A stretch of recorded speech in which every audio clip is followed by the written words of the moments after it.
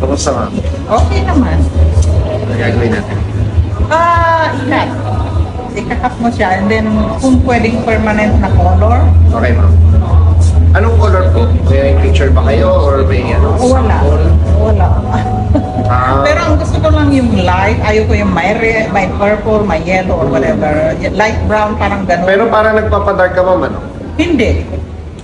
Hindi. Kulay talaga ng buhok ko. Ang kinukulay ko lang is yung roots. Okay. Mhm. Ano pong kinukulay ninyo? Dark brown or black.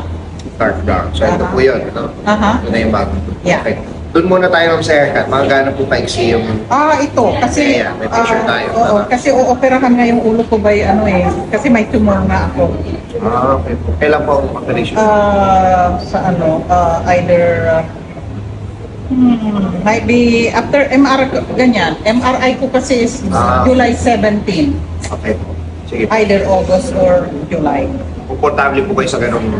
Oo, kasi patay naman yung asawa ko. Hindi ako naghahanap muna. Ibig ko sabihin yung ganun po paiksi. Oo. Okay. Oo. Kasi tignan mo parang nakalbo ito kasi parang may pimple noon. Opo.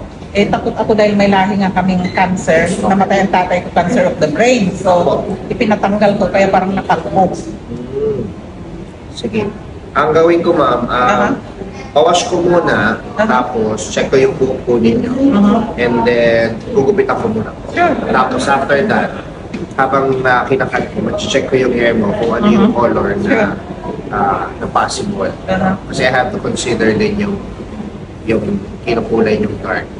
One of the hardest kasi to remove yung mga ganyang color. Okay. So I have to wash it first bago ako makapag-decide ng color. Sure. I'll bawash leave it ko to na you. po. Yun. Ikaw bang assistant? Sige, bawash ko. Dilim kasi ma'am pag muna. Okay ba ma'am? Yeah, gusto ko. Ang ganda. Galing yan sa dark. Nakita mo pa yung process ma'am. No? So, ni-remove muna natin yung color and then tsaka tayo nag-deposit na panibago. Kasi kung pag galing po sa dark, kagaya ng sinabi ko kanina, hindi siya pwedeng patungan kasi may laman. Kailangan tanggalin yung laman bago ipatong yung panibagong color. So, ito na yun. Ganda.